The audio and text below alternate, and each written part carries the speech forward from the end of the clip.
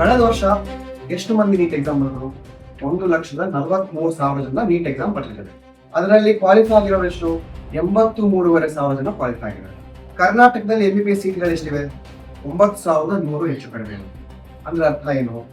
ಸುಮಾರು ಮಂದಿಗೆ ಮೊದಲನೇ ಅಟೆಂಪ್ಟ್ ಅಲ್ಲೇ ನೀಟ್ ಎಕ್ಸಾಮ್ ನ ಪಾಸ್ ಮಾಡಕ್ಕಾಗಿಲ್ಲ, MBBS ಸೀಟ್ ನ ಅವ್ರು ತಗೊಳಕ್ಕೆ ಆಗಿಲ್ಲ. ಸೊ ಏನ್ ಮಾಡೋದು ಇವೆಲ್ಲ? ಮತ್ತೊಮ್ಮೆ ನೀಟ್ಗೆ ಅಂತ ಪ್ರಿಪೇರ್ ಮಾಡ್ತಾರೆ ಕೆಲವರು.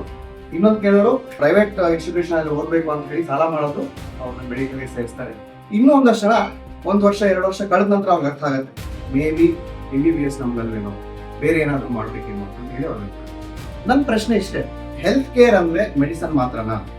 ಮೆಡಿಕಲ್ ಜೊತೆಗೆ allied health sciences, life sciences, paramedical sciences ಅಂತ ಸಪೋರ್ಟಿಂಗ್ ಸೈನ್ಸ್ಗಳಿವೆ.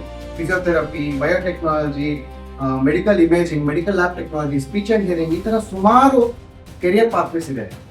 ಇದ್ರ ಬಗ್ಗೆ ಪೇರೆಂಟ್ಸ್ಗೆ ನಾವು ಮುಂಚಿತವಾಗಿ ಏನಾದರೂ ಅರಿವು ಮೂಡಿಸುತ್ತಿದ್ರೆ ಎಷ್ಟೋ ಫ್ಯಾಮಿಲಿಗೆ ಅವರ ಟೈಮ್, ಮನಿ, ಎಫರ್ಟ್ಸ್ ಮಕ್ಕಳ ಇನ್ನೂ ಸೇವ್ ಆಗುತ್ತಿತ್ತೇನೋ ಅಂತ ಹೇಳಿ ಒಂದು ಉದ್ದೇಶ.